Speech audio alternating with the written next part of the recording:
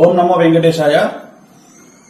So ఎన్నికల ఫలితాల గురించి దేశవ్యాప్తంగా మరియు ఆంధ్రప్రదేశ్ రాష్ట్రానికి సంబంధించి నేను ఇచ్చినటువంటి ప్రిడిక్షన్ లో నేను నరేంద్ర మోడీ గారి ప్రభావం తగ్గుతుంది అని చెప్పడం జరిగింది. అలాగే ఆంధ్రాలో జగన్మోహన్ రెడ్డి గారు గెలుస్తారు అని చెప్పడం జరిగింది.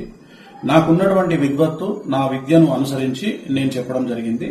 సో నేను చెప్పిన దాంట్లో సెంట్రల్ లో మోడీ ఆధిపత్యం అనేటువంటిది తగ్గింది, ఒకటి జరిగింది. రెండవది ఆంధ్రప్రదేశ్ లో జగన్మోహన్ రెడ్డి గెలుస్తాడు అని నేను చెప్పినటువంటి ప్రిడిక్షన్ తప్పింది.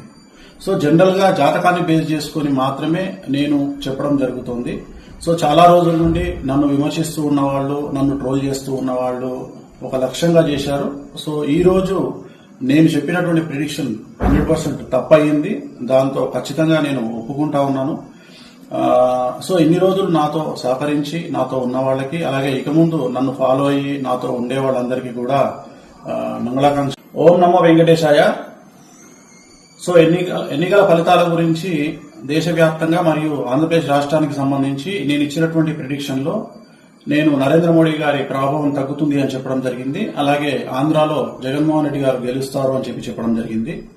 నాకున్నటువంటి విద్వత్తు, నా విద్యను అనుసరించి నేను చెప్పడం జరిగింది. సో నేను చెప్పిన దాంట్లో సెంట్రల్ లో మోడీ ఆధిపత్యం అనేటువంటిది తగ్గింది, ఒకటి జరిగింది. రెండవది ఆంధ్రప్రదేశ్ లో జగన్మోహన్ రెడ్డి గెలుస్తాడు అని నేను చెప్పినటువంటి ప్రిడిక్షన్ తప్పింది. సో జనరల్ గా జాతకాన్ని బేస్ చేసుకుని మాత్రమే నేను చెప్పడం జరుగుతుంది. సో చాలా రోజుల నుండి నన్ను విమర్శిస్తూ ఉన్నవాళ్లు, నన్ను ట్రోల్ చేస్తూ ఉన్నవాళ్లు ఒక లక్ష్యంగా చేశారు. సో ఈ రోజు నేను చెప్పినటువంటి ప్రిడిక్షన్ 100% తప్పయింది.